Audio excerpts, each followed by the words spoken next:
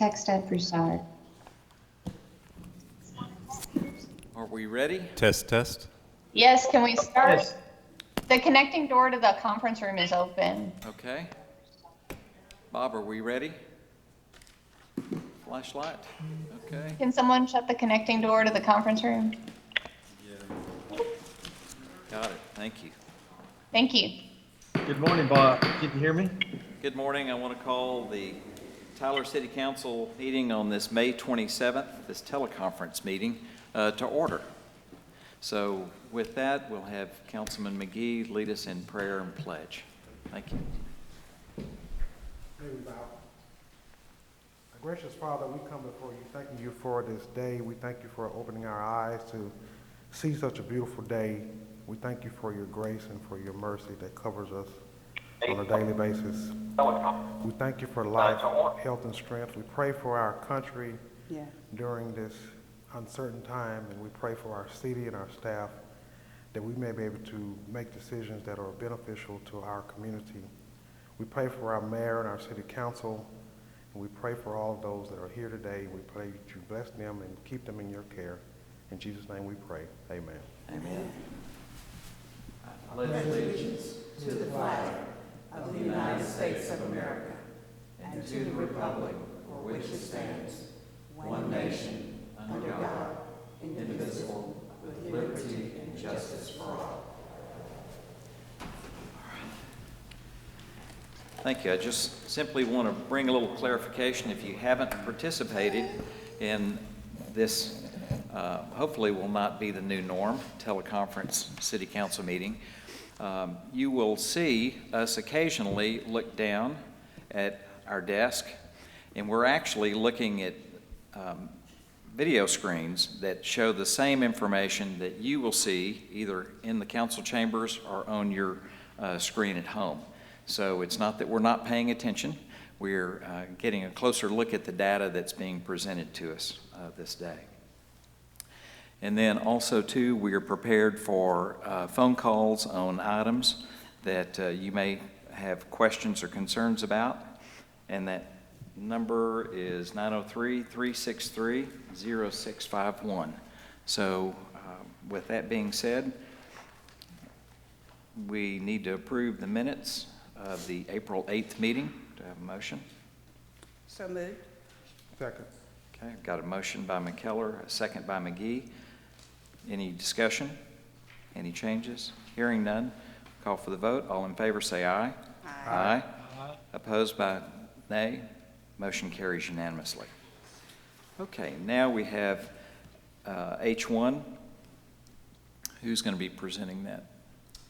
No, Bob. Yes, sir. H1 has been pulled at this time.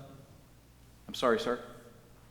H1 has been pulled from the agenda, so now we're going straight into the zoning, I believe. Okay. All right. Thank you. Thank you, Mr. Mayor. Thank you, Bob. Okay, Z1.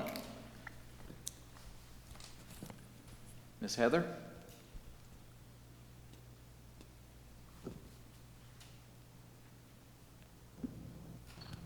Oh, we're not hearing you, Heather. Yeah, I can't hear. Heather, you're on mute. Okay.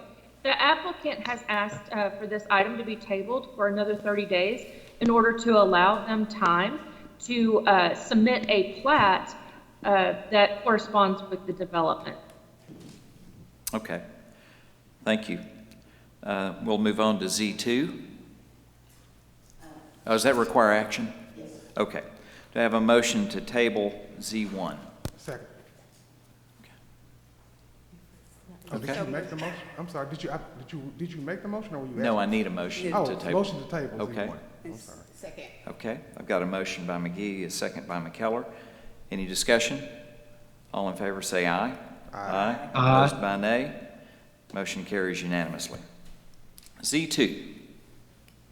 The applicant is requesting a zone change in order to conform with the surrounding zoning in this area. This area is predominantly zoned for downtown business, arts, and culture, as well as industrial, and it's developed with mostly commercial uses.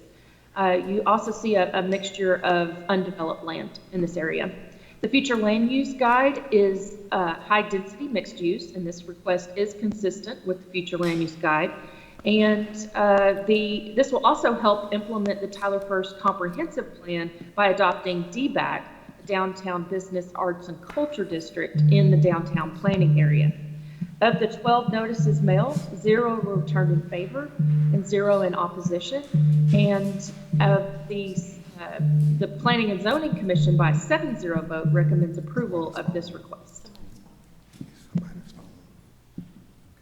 Any questions of Heather? Do we have any calls, Cassandra? No, sir, not at this time. Okay, all right. Move to approve Z2. Second.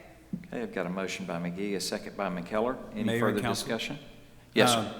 The city attorney and I were just discussing, if for these different items, because of the fact we have 2 council members on the phone, could we have individual votes for these, just as far so we can make sure we can hear everyone's either say aye or nay?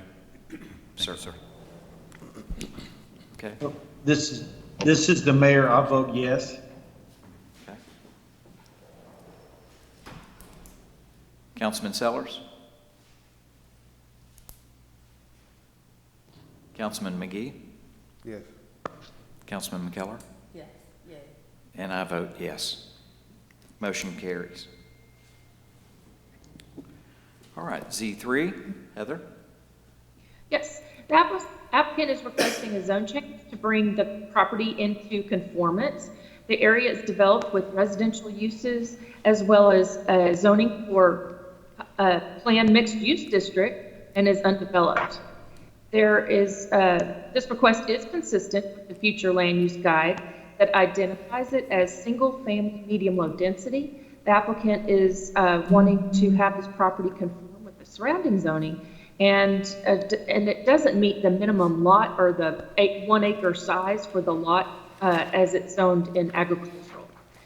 Of the 8 notices mailed, 0 returned in favor and 0 in opposition. The Planning and Zoning Commission by 7-0 vote recommends approval. Okay, thank you. Any questions of Heather? No. Entertain a motion to. So moved. Okay. Second. Got a motion by McKellar, a second by McGee. We'll have roll call vote. Aye. Aye. Aye. Thank you, Councilman. Councilman Sellers? Mr. Mayor Hine is a yes. And I say yes.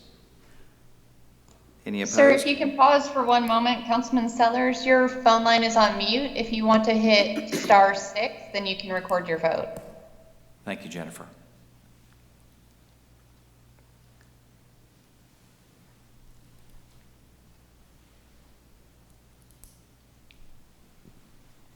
We'll give her just a minute.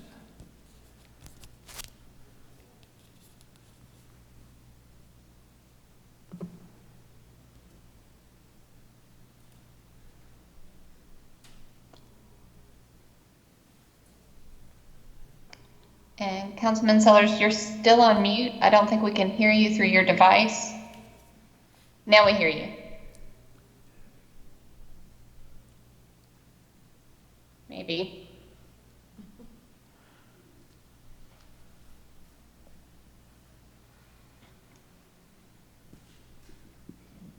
Are we good? Her device is still on mute. Okay. Yeah. Can I move on? Just move on. I'll text her.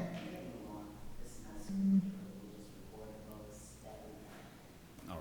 So we Okay, can. Councilman Sellers, we're going to go ahead and move on, and we'll figure out the technical issue with your ability to communicate here in just a minute. Okay, motion carries unanimously. Z4. If I can, yes, I need to go back, council, to Z1. Okay, sir. And we're Heather had gonna- mentioned that they had pulled, Mr. Kingman and I conferred, I think she had meant Z4. Z4 had asked that they have that item, a 30-day table, of which doesn't, action needs to be taken on Z4 anyway for a 30-day table, but we also need to go back to Z1 as that item still, that one was not pulled. That item is up for council consideration. Oh, Mr. Heather, Mayor. did the Rogers family call you about Z1? Oh, no, sir. I was under the impression that the Lawson case was under our tabled agenda items. Yeah, that's Z4, right? Right, so Z4 is the item that needs to be tabled, not the Wagner. Okay. Okay, so Bob can take Yes, us sir. back to Z1 and you can make the presentation and then we can vote on Z1 and then on Z4, then Yes. Okay. So do we have to have a vote to put it back on the agenda? Counselor? Sir, I think Deborah? what we had was, when we get to Z4, Yes, ma'am. I'm sorry. So we tabled Z1. Yes, ma'am. So yes, if we could have a vote to put Z1 back on and then go forward from there. Yes, Got it. sir. That's- Okay. that's- All right, I need a Make a motion. motion that we put Z1 back on the table, Thank you. on the agenda. Thank you. Got a motion by McKellar, a second by McGee. We'll call roll call vote to put Z1 back on the agenda. Mr. Mayor? I'll vote yes. Councilman McGee? Councilman Sellers? Councilman McKellar? She's still having difficulty, but she recorded her vote as yes to Okay. put back on. Okay. Yes. And I Good, vote, thank you for I vote helping, yes Jennifer. also. I vote yes also. Motion carries unanimously. Now we'll hear on Z1. Yes, sir. The applicant is requesting a zone change to allow for an event venue. The adjacent properties are all zoned R1A and are developed with single-family homes as well as a church. The property is the residence of the late Louise Harrington Cornelius, who was recognized for her outstanding impact on the community. The applicant is proposing to create an event center for the community that will host weddings, corporate events, school proms, memorial services, seminars, and etc. The maximum occupancy for this location would be 300 people per event, and the special use permit would be subject to the following conditions. The hours of operation would be between 9 a.m. and 11 p.m. The maximum occupancy is, again, 300. There will be a 4-trail fence around the property. Of the 34 notices mailed, 9 notices were received in favor and 1 in opposition to this request, with a total protest population of just under 1%. It's actually 0.42%. The opposition stated that the property would be better suited as residential and was worried about noise, trash, and water runoff. The proposed event venue would adhere to the City of Tyler's noise ordinance and other regulations. And again, I'd like to remind council that special use permits can be withdrawn from the council at any time. The council has that prerogative. So with that, the Planning and Zoning Commission by a 6-0 vote recommends approval of the special use permit for 5 years. Thank you, Heather. Any questions of Heather or staff? No. You know, I'd just like to make a comment. This new use of this property actually preserves a beautiful property within my district on the southeast side of Tyler. And there is a good amount of neighborhood revitalization happening in that area also. And I think that this would truly only enhance the neighborhood and the quality and the character and culture that it currently exists in the neighborhood also. So do I have a motion for Z1? So moved. Second. Okay. Got a motion by McKellar and a second by McGee. Is there any further discussion? Sir, before you proceed, Councilman Sellers asks why 5 years. She believes special events are usually a 3-year special use permit. Oh, good question. With this request and the size of the investment and the conditions that were agreed to, we felt like 5 years was a adequate time. And again, the council can withdraw it or revisit it at any time should there be any issues with the special use request. And I'd like to add too, with regard to these extraordinary times, that we have entered into consumer confidence building within our retail establishments and restaurants, and business is not going to come back just immediately. And so a 5-year under these current conditions to help build consumer confidence to get out again and safely attend these events, I think that a 5-year is within reason. Any further discussion? The applicant also stated that it was going to take them a little bit of time to get up and running. So there's going to be a period of time for not an occupation. So we felt that that was a good. Kyle? Well, I was going to mention that the applicant has a 2-year kind of rehab of the property. So they requested the 5 years so they could have a full 3 years of operation. So so the initial 2 years of that 5 years is for their rehab of the property. Right. Cassandra, by chance, do we have anyone on the phone? No, sir, not. Make comments. Okay. Is there any further discussion or any questions of staff? No. Okay, we'll Bob, call. Yes, sir. Bob, this is the mayor, and I would agree with, and I appreciate that description from Heather and Kyle. That made clarity for me on the issue. Absolutely. Okay, we'll do a roll call vote. Councilman McGee? Aye. Councilman Sellers?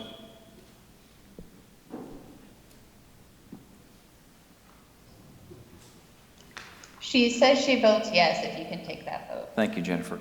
Mr. Mayor? I vote yes. Councilman McKellar? Yes.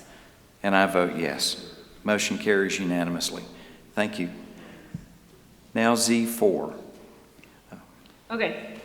Z4, this is the item that the applicant wishes to table for 30 days in order to allow time to replat a corresponding property. Okay. All right. Do I have a motion to table this item? Move to table Z4. Thank you. Second. Okay, I've got a motion by McGee, a second by McKellar. We'll have roll call vote.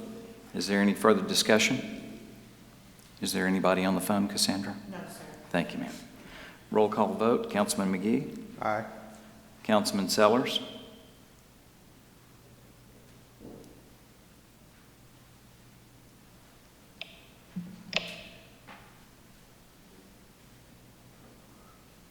Mr. Mayor? I vote yes. Councilman McKellar? I vote yes. And I vote yes. Motion carries unanimously. Z4 is tabled. Now we're on to R1. Good morning. Good morning, Davis. This is a request, actually a resolution requesting that the City Council consider ratifying a submission of an application to the FAA for a CARES Act grant, and it totaled $1,218,343. And what this does is fund airport operating expenses. It's the good thing about it is there is no local share. It's 100% funding. And as many of you know, as the COVID-19 virus impacted many businesses, it also impacted airline service and travel. And our services have really declined, through this crisis. But now we're seeing a little bit of a improvement where it's actually starting to come back.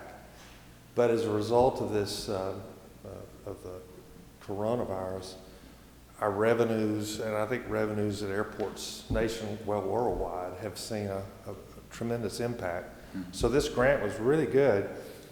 The reason for ratification of the application, it was done very quickly, electronically, signed electronically, and the FAA asked that we turn it very quickly.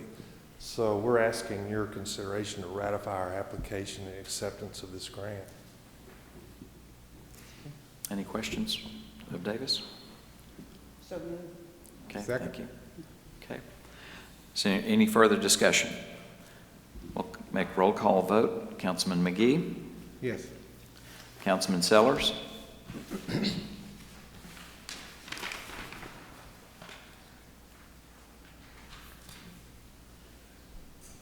Mr. Mayor, Yes. Councilman McKellar, Yes. and I vote yes. Motion, R1 passes unanimously. Thank you, Davis. Mayor All and right, Council R2. again. Yes, ma'am. Thank you. Sorry, Councilman Westbrook. Again, in that same vein, we're coming to you as well to adopt a resolution that ratifies the city's filing of its application for the CARES Act CRF grant, which also is a grant that helps the city to recoup some of the funding that will be lost in the addressing of the coronavirus. And so this resolution will ratify all of the mayor's actions and the city staff action in applying for the grant. So, and we asked council to ratify the resolution. Thank you very much. Okay, thank you. Second. Got a motion by McKellar, a second by McGee. Any further discussion or any questions of council? Hearing none, we'll call for the vote. Roll call vote. Councilman McGee? Yes. Councilman Sellers?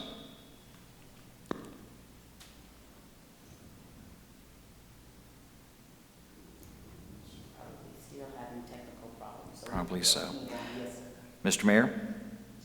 Yes. Councilman McKellar? Yes. And I vote yes. Motion passes unanimously. Thank you. P1.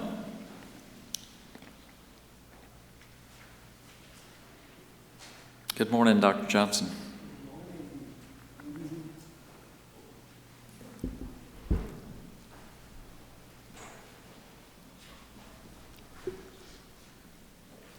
Honorable Mayor and Council, we are pleased to present you with a update on the consent decree.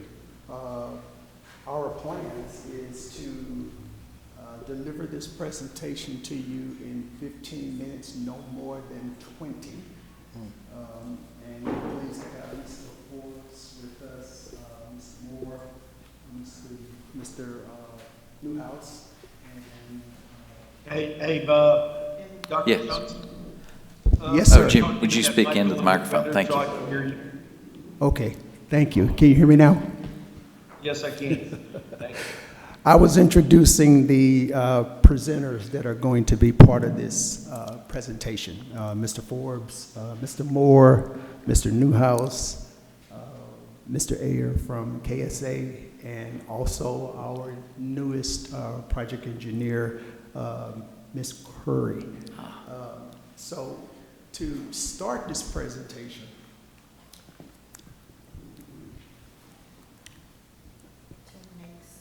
next slide. We're going to be discussing the history of how we came into being, which is known, and the milestones that we've hit along the way. We're going to also discuss the current work that is happening and the future work that you will be seeing and the citizens will be seeing throughout our city. And our first presenter is going to be Mr. Forbes.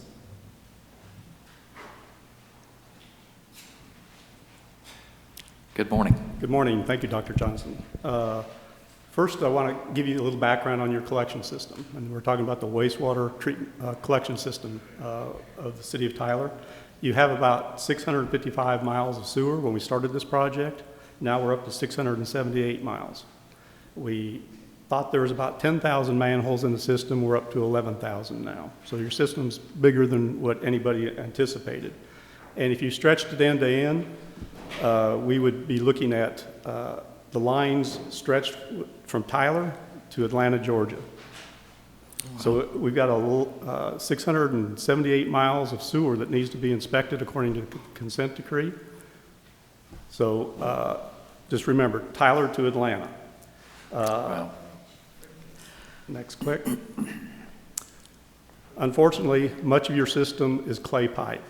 It was the construction material of its time. Unfortunately, it does have some problems. The other thing working against us here in Tyler is the amount of 6-inch pipe you have. It's about 40% of your system is only 6-inch in diameter. So it can't carry a lot of flow to begin with. So we have some capacity issues. Next click. Next one. Clay pipe, if you look at the photograph, it is either in really good shape, or the next click, it can be broken up and crushed. It's very good if it's in good stable soils, but if it moves around and the Texas soils aren't the greatest, they tend to crack and break, and that's one of the issues we're dealing with. And you do have some concrete pipe in the system. And concrete pipe, unfortunately, is very inexpensive to install, but it gets eaten up from the inside out with hydrogen sulfide that turns to sulfuric acid and eats away the concrete. And you end up with roots coming in, like, as this photograph shows. Next. One thing about the consent decree, it started April 10th, 2017. It's a 10-year consent decree. There are limitations that have to be, there's requirements that have to be made according to EPA and TCEQ. Right now, Texas Water Utilities is on schedule and ahead of schedule in many of the areas. So right now, everything's going very smoothly. We're on schedule. Next. And as I mentioned, if we look at the system, it stretches from Tyler to Atlanta, Georgia.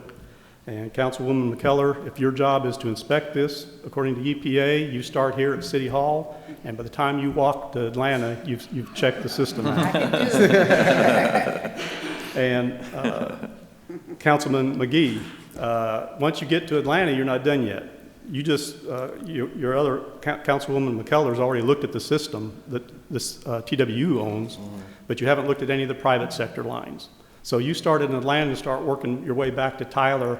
You have about 500 miles of private laterals that are also part of your system. Wow.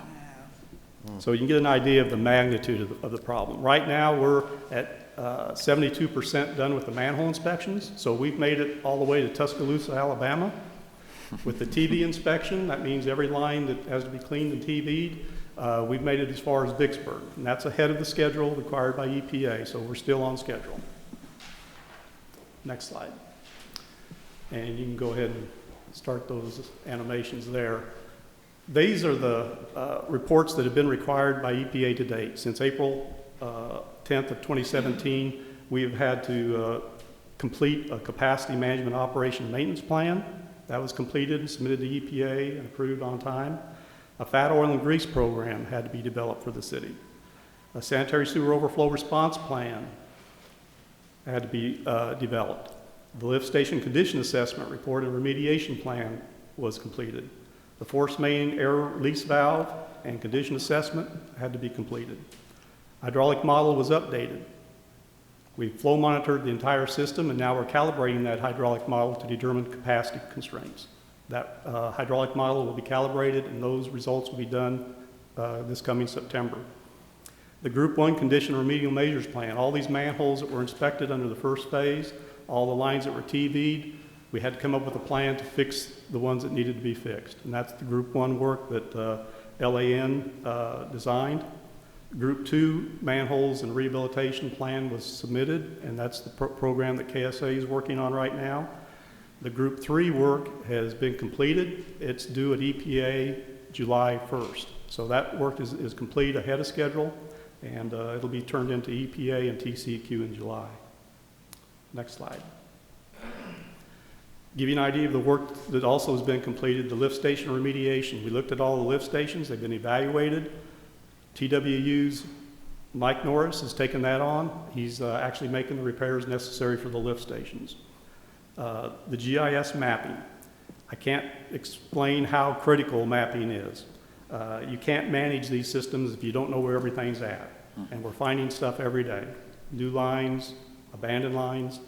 Holly with the GIS department has done a phenomenal job putting together GIS maps. The maps we started with, some of them were off a half mile from where the manhole actually was. Wow. So she's gotten all this together. She's making constant changes as new information comes in, but now we have a good working maps that we know where the assets are, and we can actually make the repairs to those assets. Crete Crossings, Tim Moore's, we'll talk about this a little later. The Crete Crossings are a critical asset of the system. He's been working with KSA and Shoal to get those repaired as they needed.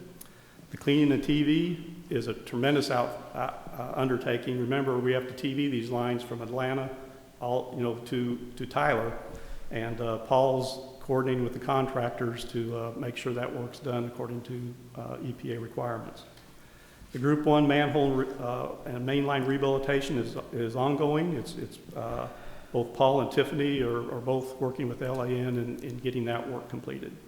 The Group 2 work, the design is underway on that, and some of that work has been initiated. And again, Paul, Tiffany, and KSA are working together to get the Group 2 together.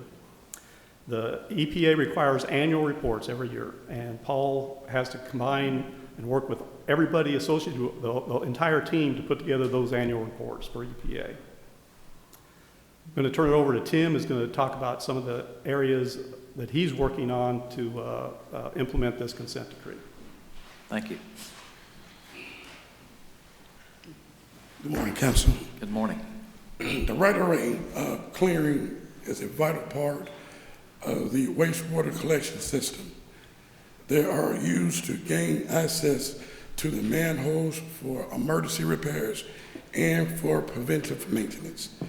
As you see this picture before you, on the left is the wooded area that with manholes, with large diameter manholes and sewer mains that's running through that area to get to the treatment plant.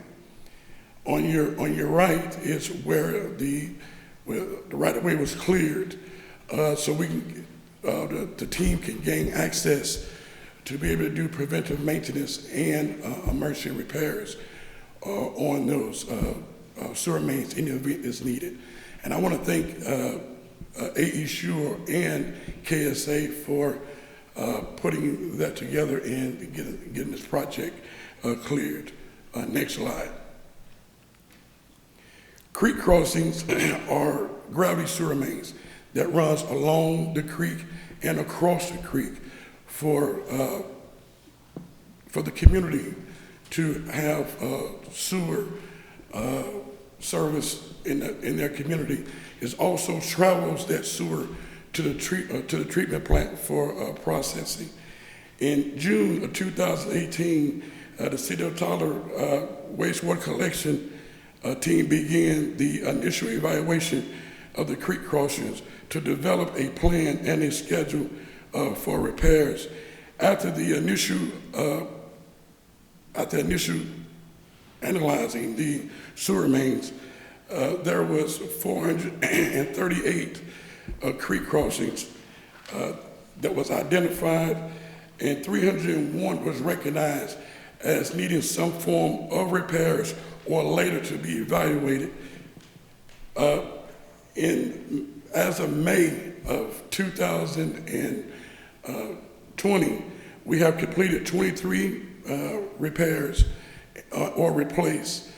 And as you see in this picture, the bypass pumping is needed to make sure that the wastewater do not spill over into the creek or the waters of the U.S. And for the repairs that's under construction be done in a timely manner, and the guys are working safely. Excuse my voice. Next slide. Emergency repairs. This is a 54-inch corrugated steel pipe that collapsed due to the aging of the material. AE Shure and KSA put a team together to get this repaired. Right now, we are being proactive by evaluating all of the sewer mains that need to be repaired. And thank you for your time. I do have one quick question before you go, Tim. So do we have a plan in place to maintain those right-of-way clearings so we don't have to go back in and yes, sir, that they can be maintained? Yes, sir. Okay. We're on I think a yearly maintenance program to make sure that these right-of-ways stay clear for access for the team. Thank you. Thank you.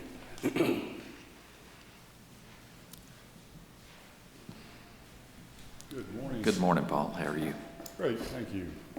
And just to put a bow on what Tim said there on that collapse, that emergency repair, that's one reason we pulled all those large diameter forward so that we could inspect those, because it seems like we get one of those a year.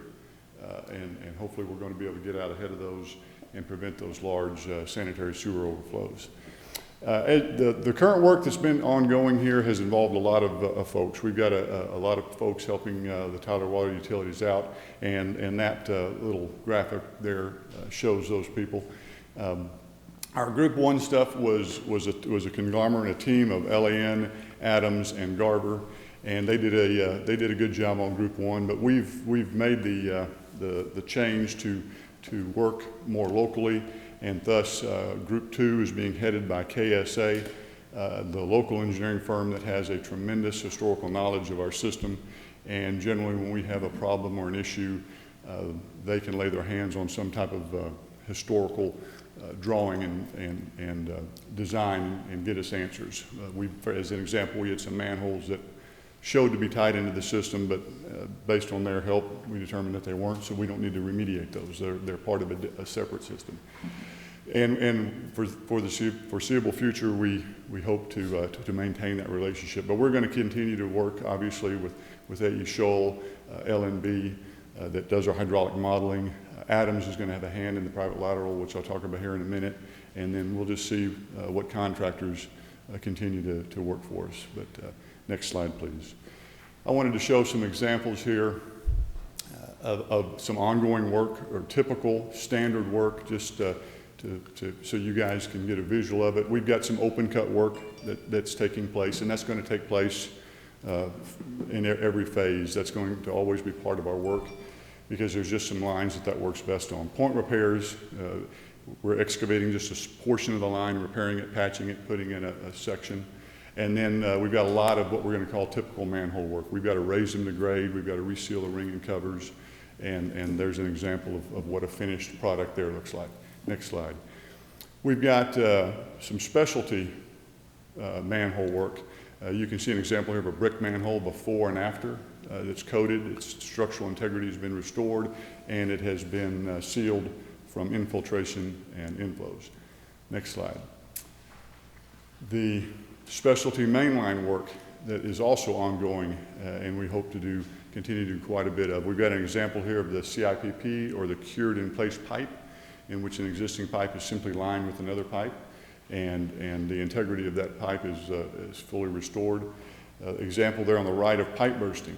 Pipe bursting is, you do have to do a little bit of excavating on each end of the pipe, but you're basically pushing a new pipe inside the old pipe, and you can generally upsize that pipe 1 or 2 sizes.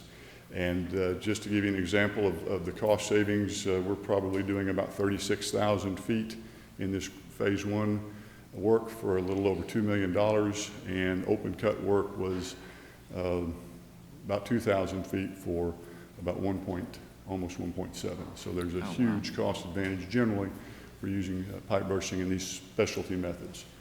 Next slide, please.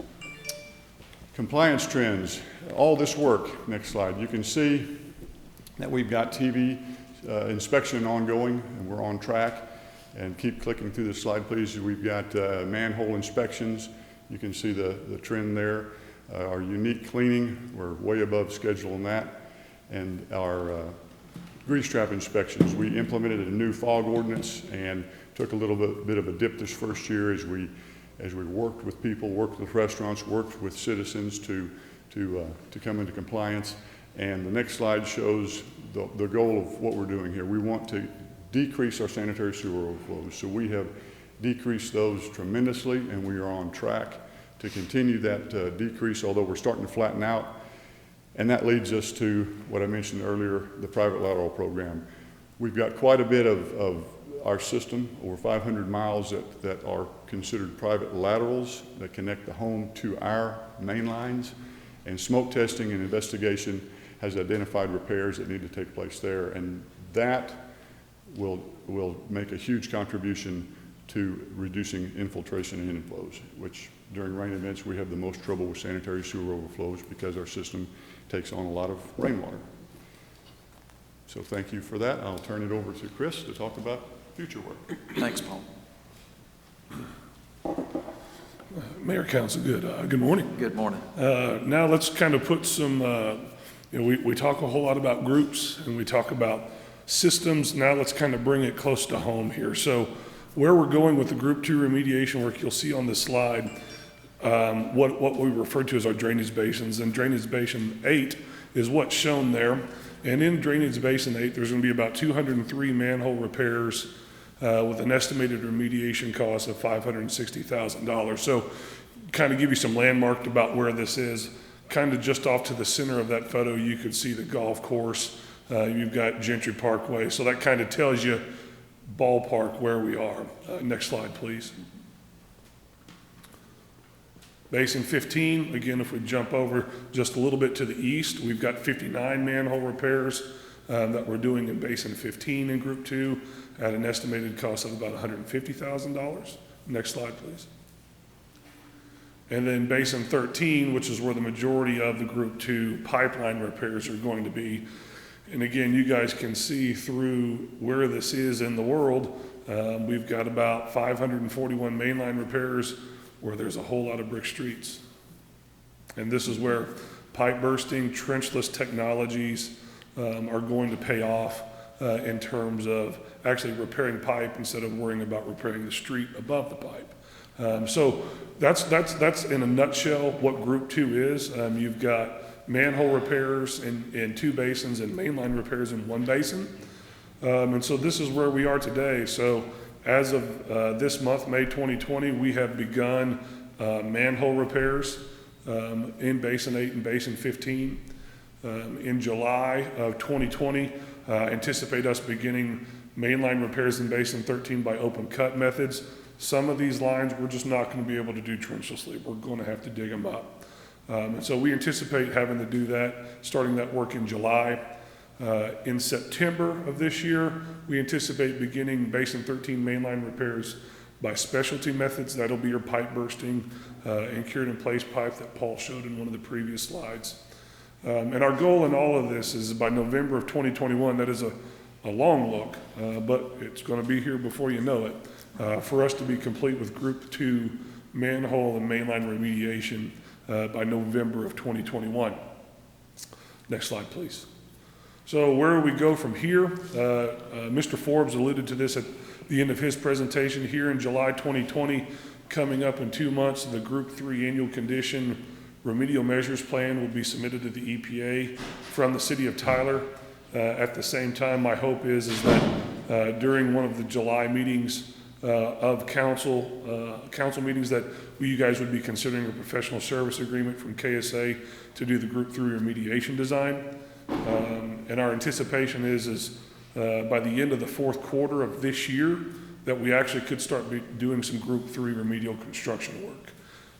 And then we have just a similar timeline, just a year delayed, and our hope is that we would be complete with all of our Group 3 work by November of 2022. So I believe Tiffany is next to talk about. Well, now this keeps us on our trend line that we're ahead of schedule. Absolutely. On the timeline that EPA has given us. Yes, sir, that's correct. Wonderful. Thank you. Good morning. Good morning. Next slide, if you would just progress through, there we go. All right, this slide shows the system-wide projected cost for all areas of the consent decree.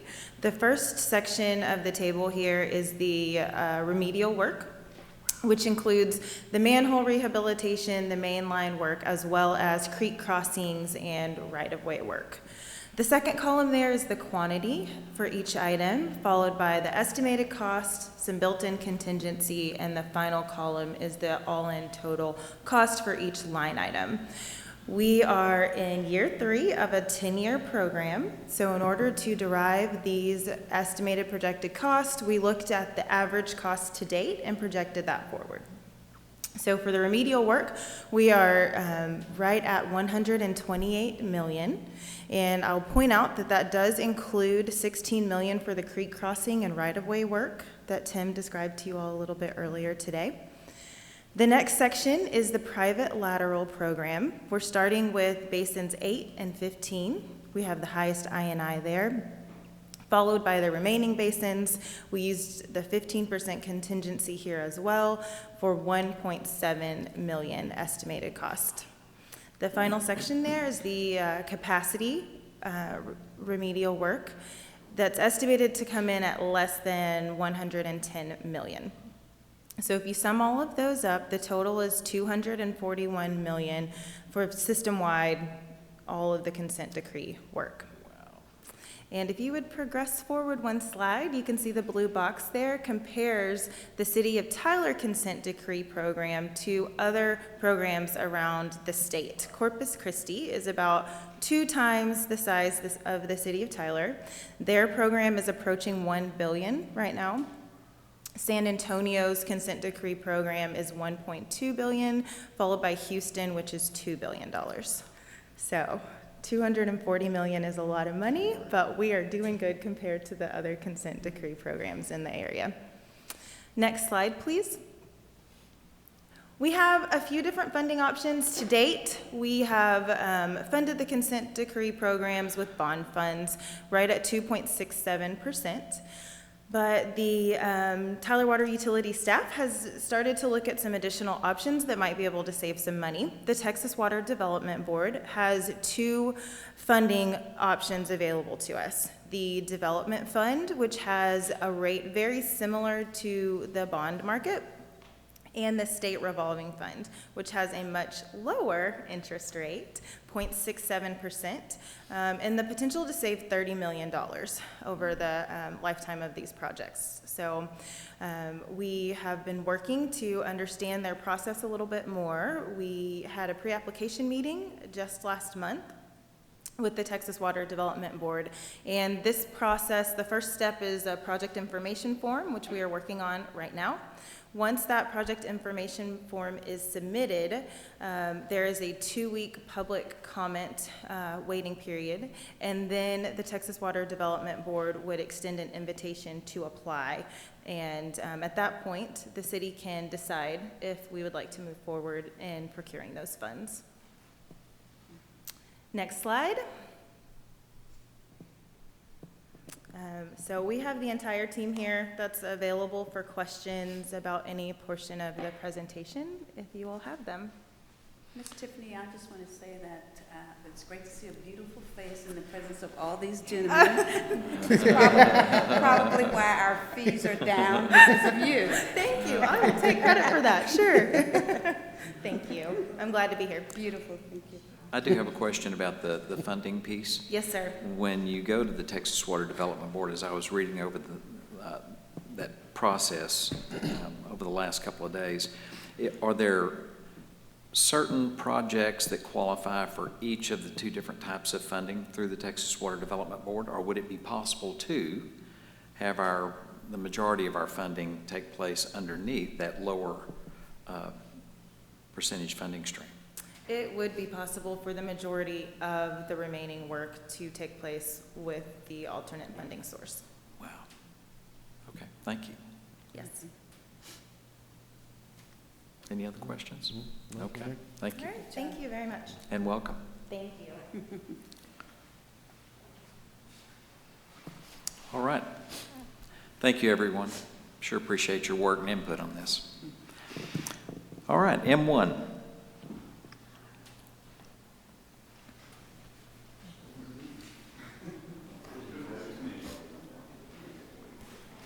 Before you leave, Paul. I was out of here. Good morning again. This agenda item M1 speaks to the renewal of the contract that we've had. This will be the 4th renewal for Pipeline Analysis for their work every year with the consent decree. Next slide. The Pipeline Analysis is overseeing pretty much all the work, or has a hand in all the work. So the hydraulic model refinement, just a list of some tasks that they've done, are overseeing the hydraulic model refinement They are working with L&B Engineering out of Corpus Christi to do this hydraulic model, which it's been calibrated, and now we're running through scenarios to figure out the best cost-effective capacity updates to the system. We've assessed groups 1 and 3, 2017, 2018, and 2019. We're currently working on group 4, this year's work. Those are basins 7 and 17, and I put adding there. When we started the consent decree, we were on schedule to do our inspections for our main lines over an 8-year period, but we want to see about maybe accelerating those and getting it done in 7 years so that we can get an extra year to do that last phase of work. Plus, after year 7, we're going to have to start re-inspecting. So we'll be doubling up on our inspections. So that's something I'm currently working on. We've also assessed quite a few manholes. We are on track, and the plan is not going to change from getting those done in 5 years. We've inspected almost 8,000. We're currently over 262 miles of mainline inspected, and like I said, we're on track to complete it in 8, but we really want to try and accelerate that to 7. Next slide, please.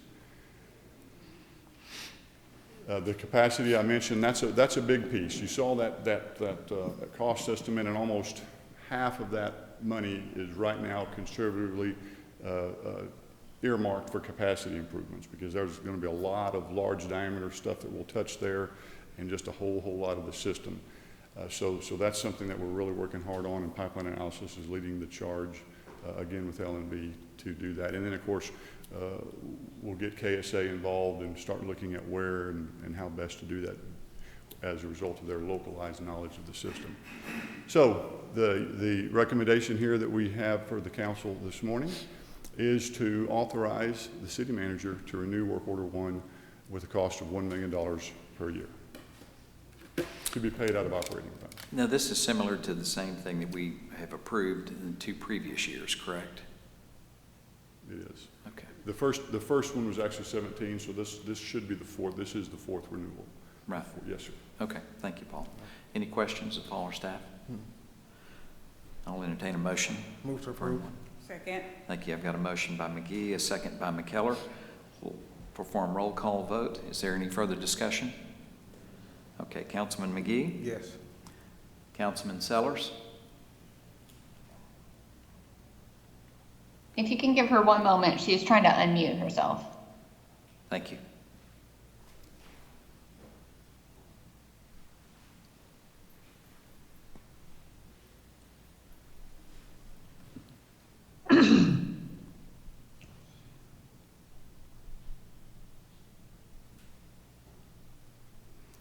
Councilman Sellers, I'll come back to you. Mr. Mayor? I'm a yes. And that was a very good presentation. Thank you all very much for doing that. Councilman McKellar? I vote yes. I vote yes. Councilman Sellers, are you on the line?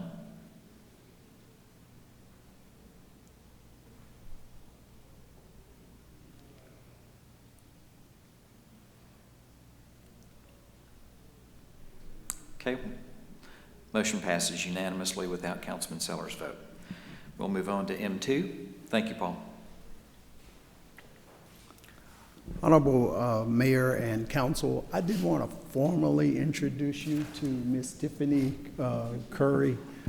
She comes to us from one of our local firms, Adams, and she brings to Tyler Water Utilities many years of municipal experience.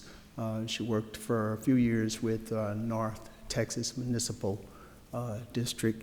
So we're pleased to have her. She's actually done operational stuff as well as engineering and design, been in the field with construction. So she brings quite a bit of amount of experience to Tyler Water Utilities. So with that, we want to thank her. We welcome. Welcome.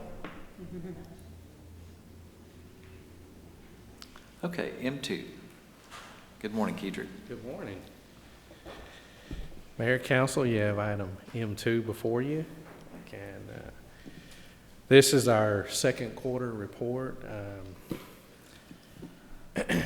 And what I'll do is I'll cover some of the major funds that we have in our operation.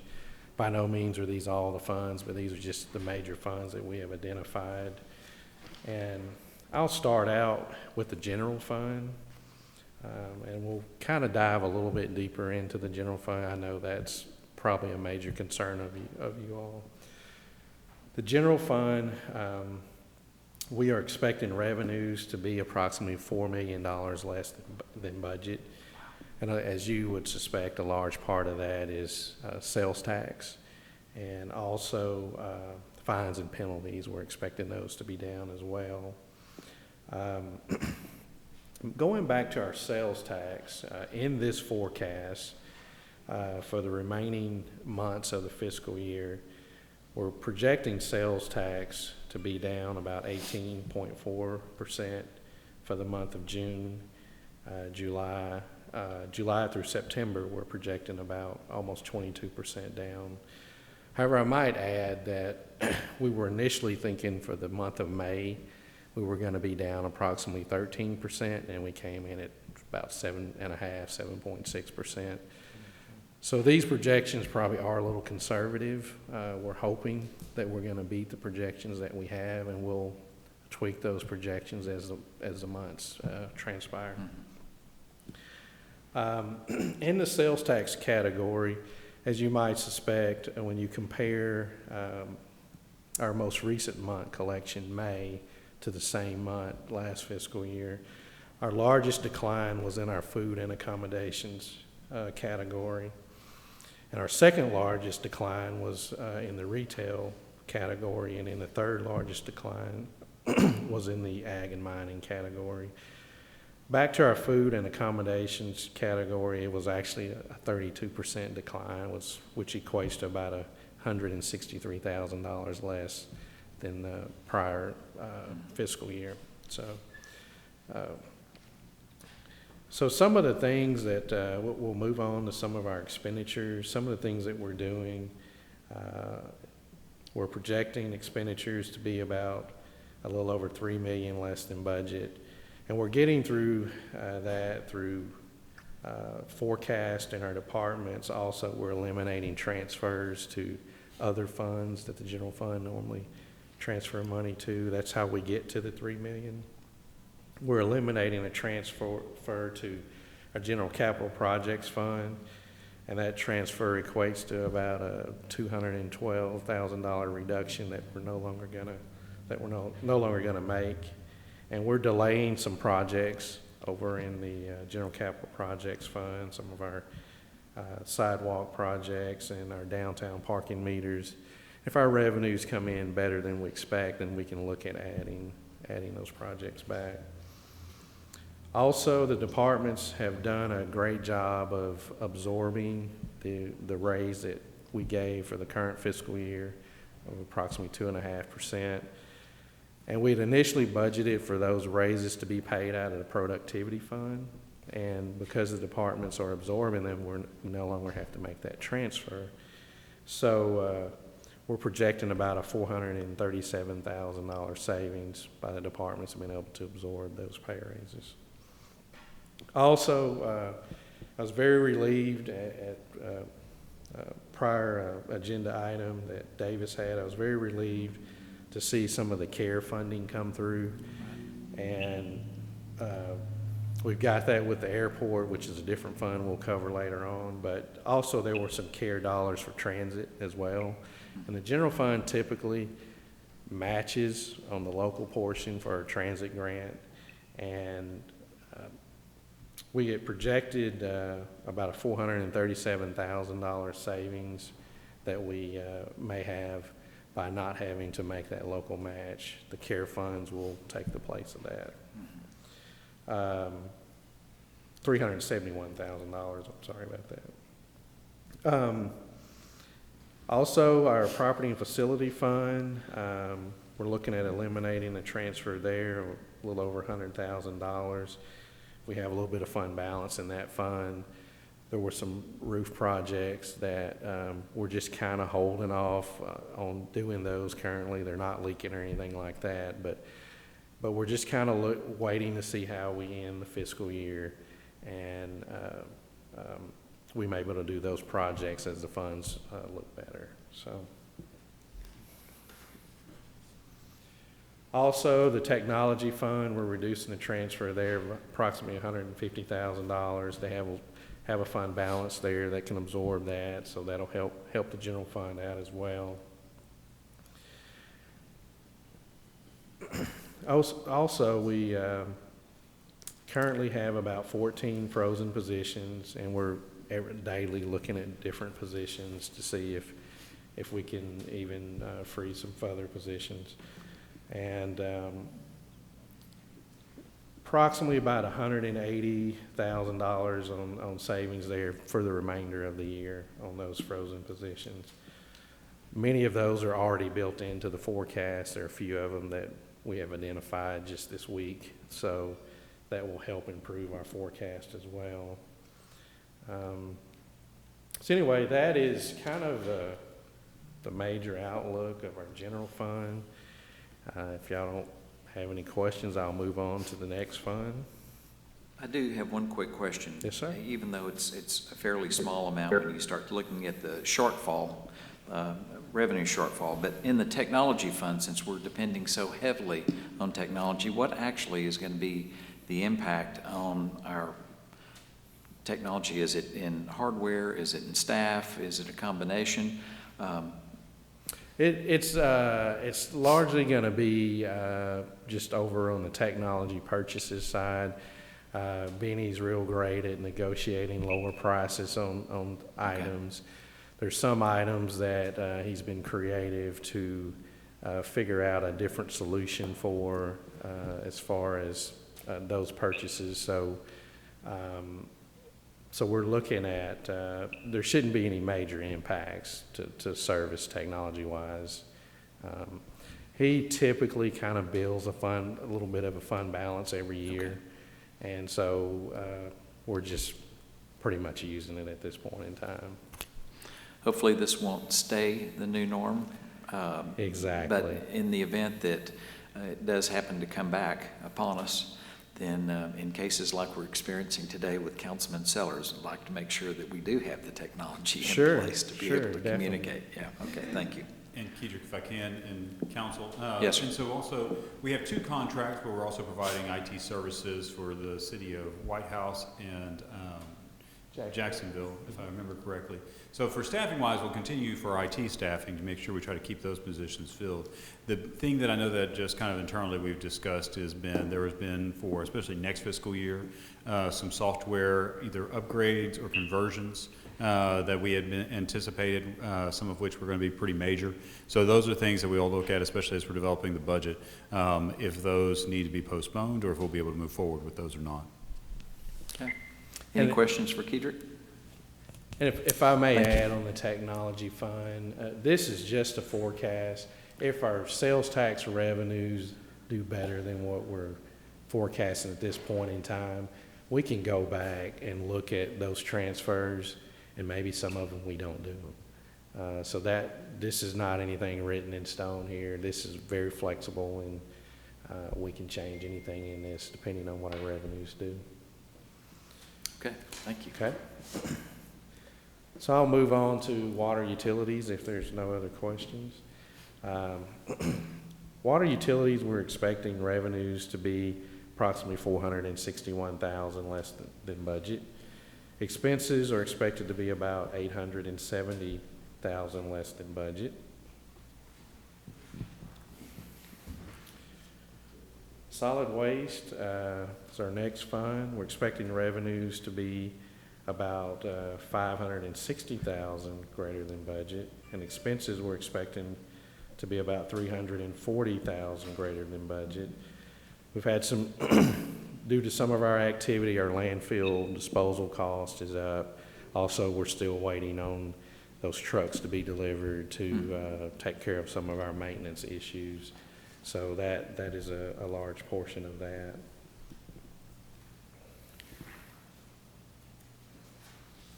Airport, this was a fund that when the pandemic first hit, I was very concerned about all the flights and things, revenues that we were losing at the airport.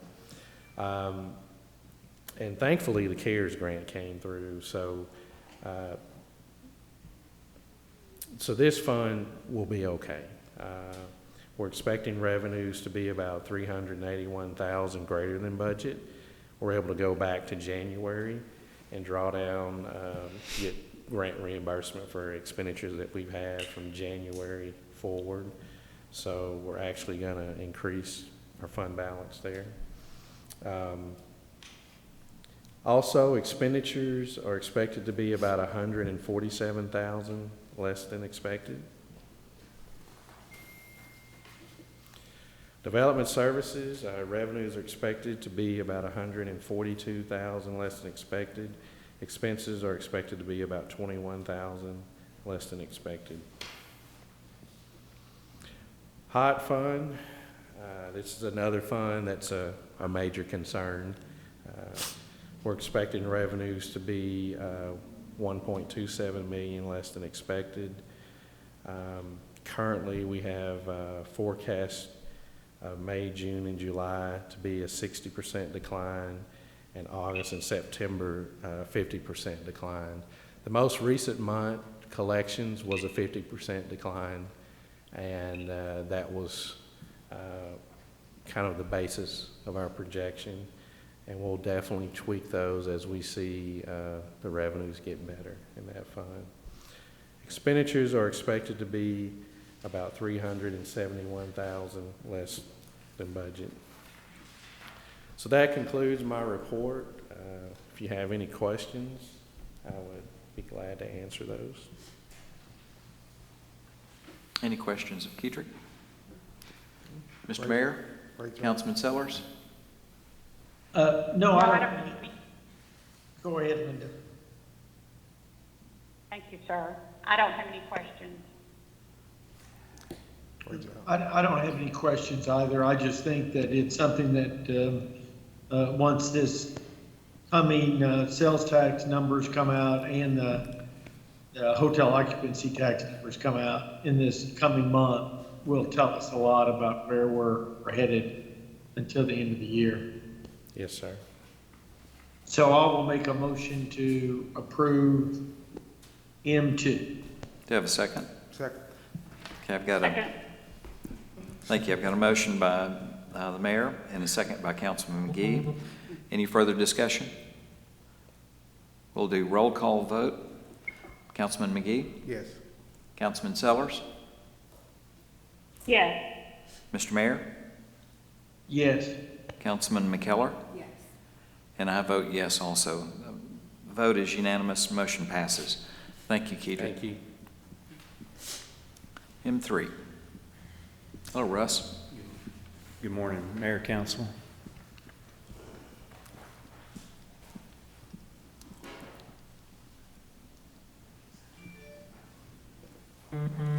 This morning, M3 is a request that City Council consider authorizing the city manager to award the by-board purchasing cooperative quote of playground equipment, picnic tables, benches for Emmett J. Scott Park and Woolder Park to May Recreation Equipment and Design of Tyler, Texas, and to furnish all necessary materials, equipment, superintendents, and labor for the amount not to exceed $161,452.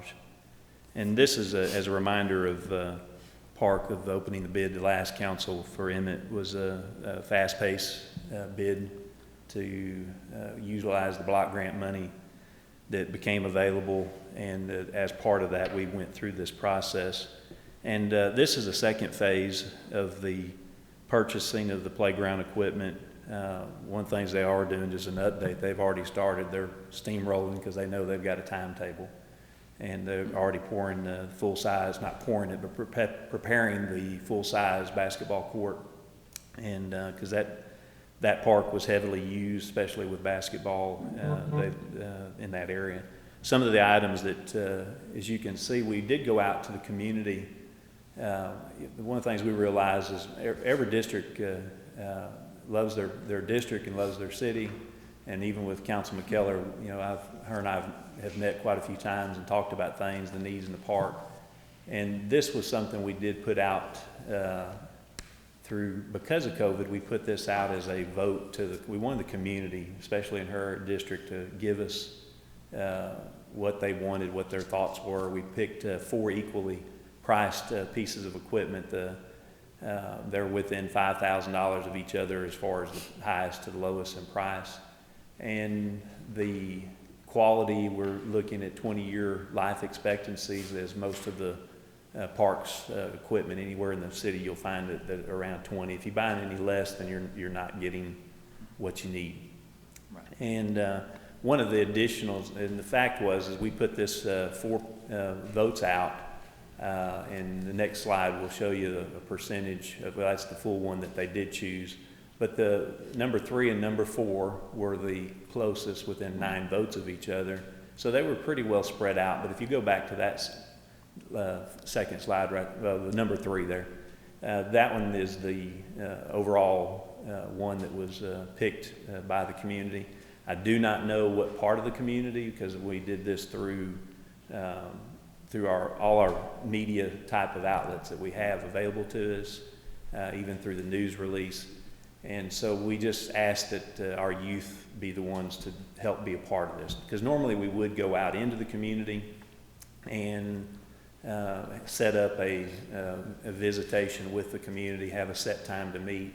And with COVID-19, it just did not allow us to do that. And I do think we have some communication things that we would have liked to have done that we just didn't get to do because just too many unknowns. I do have another piece of equipment that is going in this package. If you could turn this on, Cassandra. Yeah. I think it will show up. Bob knows it's there. Yeah. If you can see that is it's a merry-go-round cyclone type. The kids love it. It's one in 4 different parks, and this is also in this park. There is a swing set that's in this park, and so we're excited about this opportunity to get this thing rolling, and they're working forward to going through this process to get it out to us. Again, timing is an issue on this park. We are pressing the contractor to build. This is in conjunction with another contractor, so things have to be lined up just rather quickly so that they can get it installed. And according to the grant, we have to have everything spent prior to the end of July. And so we're pushing the table pretty hard on this one. So we're excited about that. And we just asked that, and also again, we did bring this before Parks Board, and they did do 100% approval of the process of this vote. And we're just asking the council to recommend this. And along with this is also a purchase to finish out Woodard Park, is to get the benches and the picnic tables for that park. And that park, if you haven't had a chance to go by, it's looking really nice. And so this will complement that park, get it finished, except for glass. We're still waiting on the splash pad. But again, this is just recommend that council authorize the city manager to award this purchase to not exceed $161,452.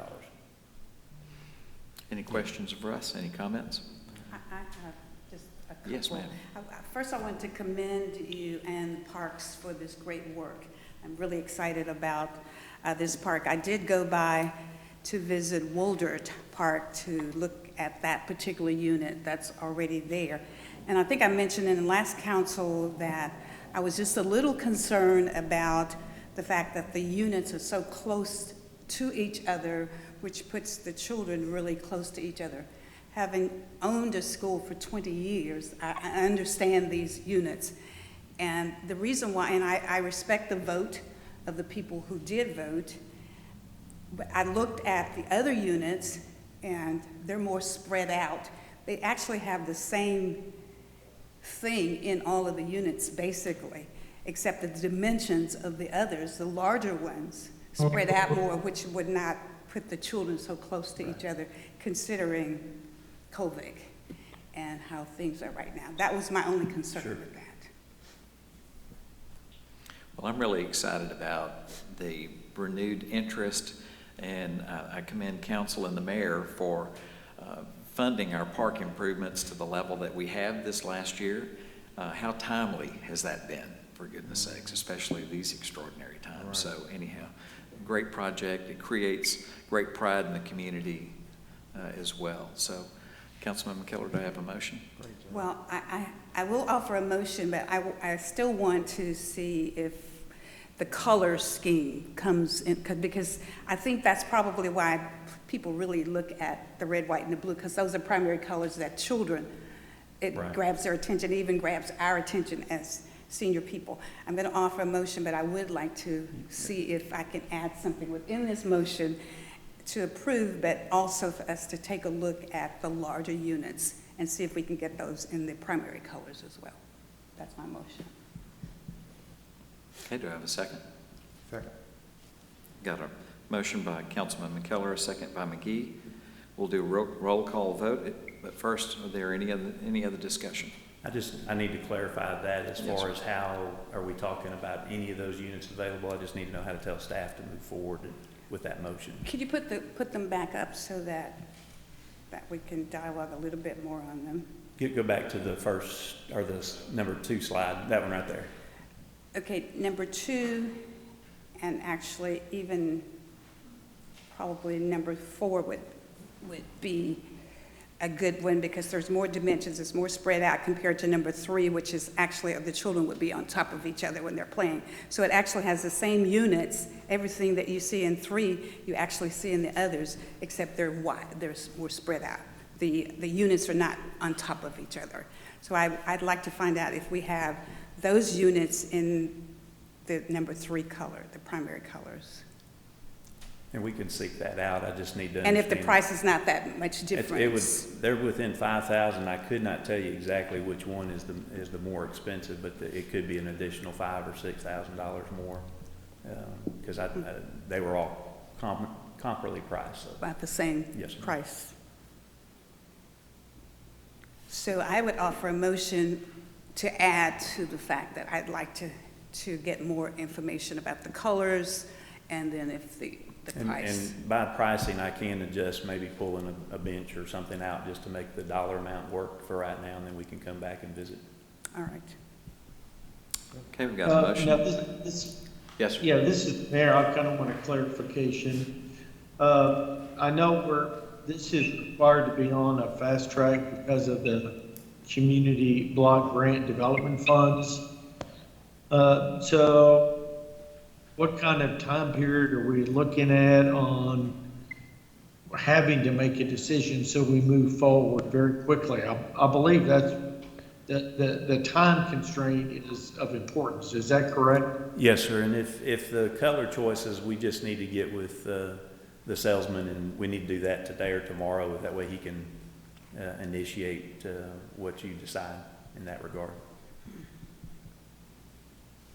Because there are color choices, I just don't know exactly what to tell you on that. So with the motion that was just made by Councilman McKellar, are we going to approve that she's going to make that selection, that color selection with staff? Is that motion that is on the table? That's how I understand the motion, Mr. Mayor. Well, I guess I need some more clarification too. So are you saying that number 2 is a better unit than number 3? As far as dimensions, they're the same. The units are the same. In other words, the play area Right. are all the same, except they're what? These others have more dimensions, Right. are more spread out, so the children are not right on top of each other. Well, when but they're we know playing. children are going to be on top of each other. It don't Well- matter if it's a big unit or a small unit. Exactly, that's why you need more Right. space. So, but the community, what did the community decide on? Number 3? Number three. Between number 3 and number what? All 4 of those, they had all 4 of those before them. So I mean, but 2 of them were close together, right? Yes, so number 3 and 4 were within 9 votes, and then another 10 probably different between number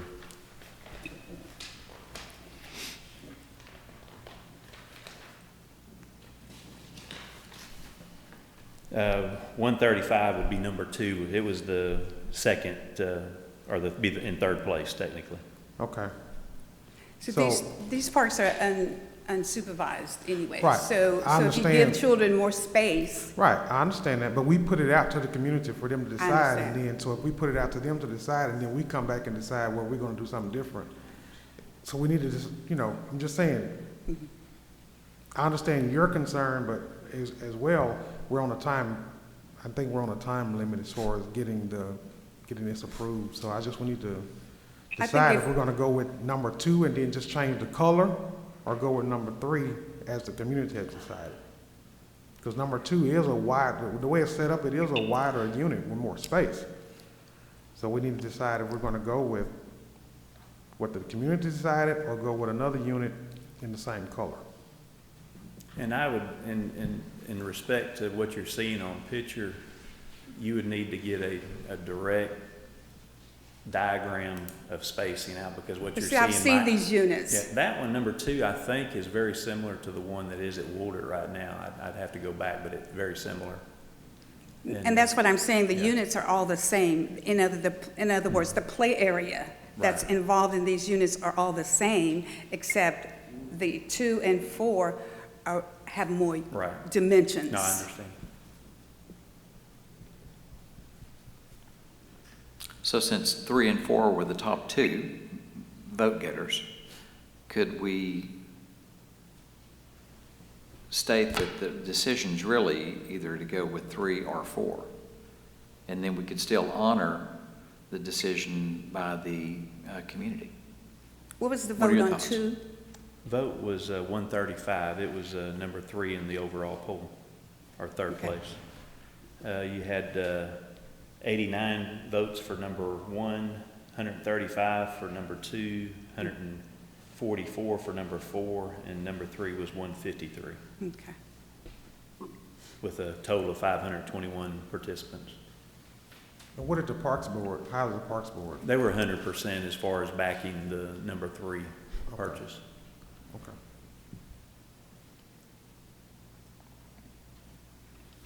I would like for council to even go and take a look at number 3. It's out there at Woolder Park. I mean, if... No, number 2 would be at Woolder. Similar size. Number 2 is at Woolder Park? Yes, ma'am.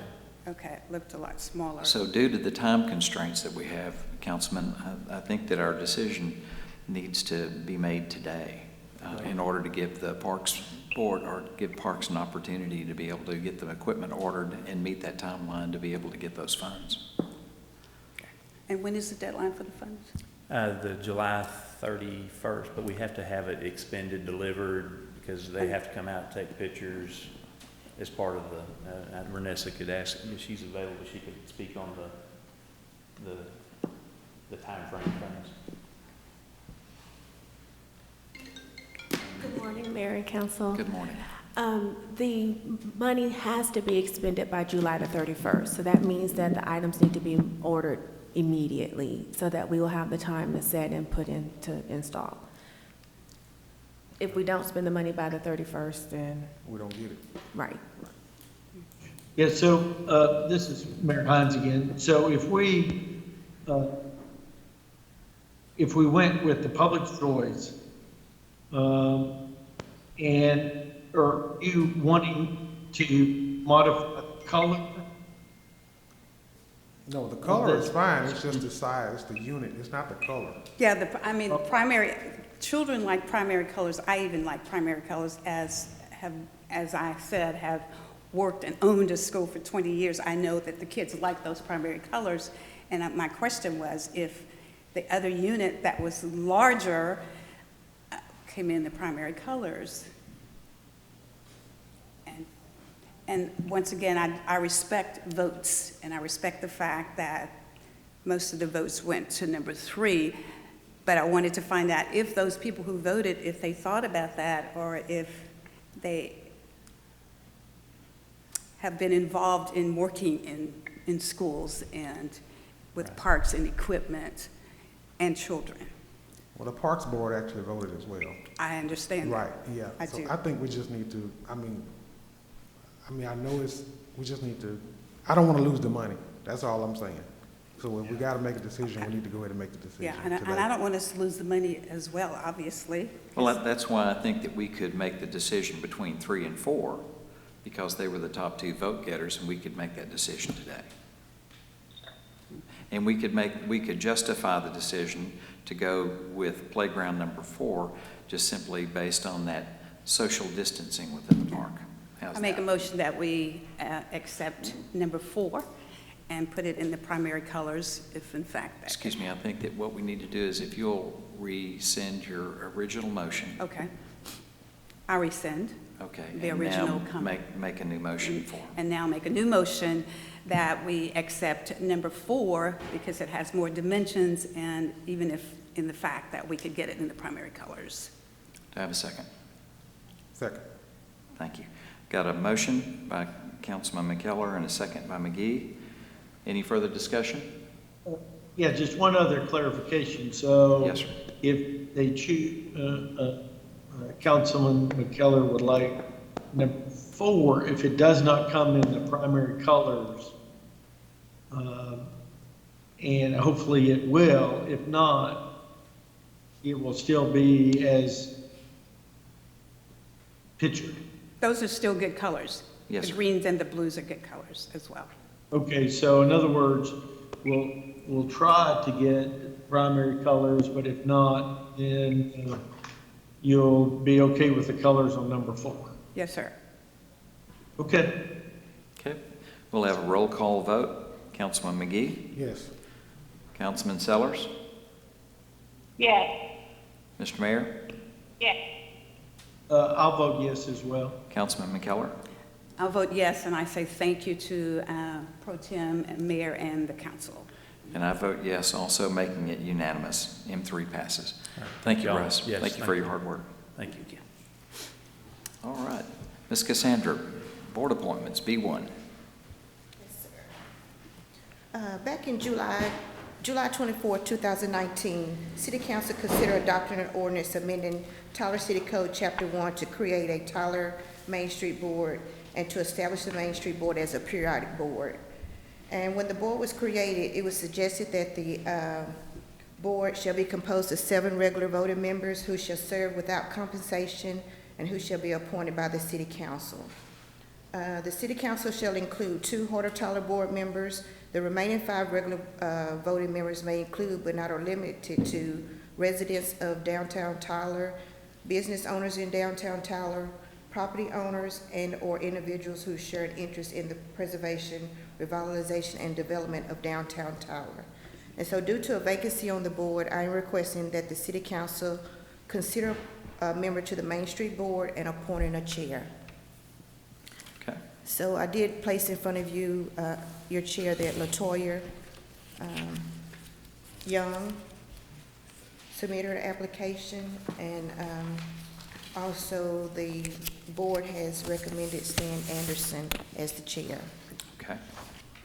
I'll make a motion to approve. Second.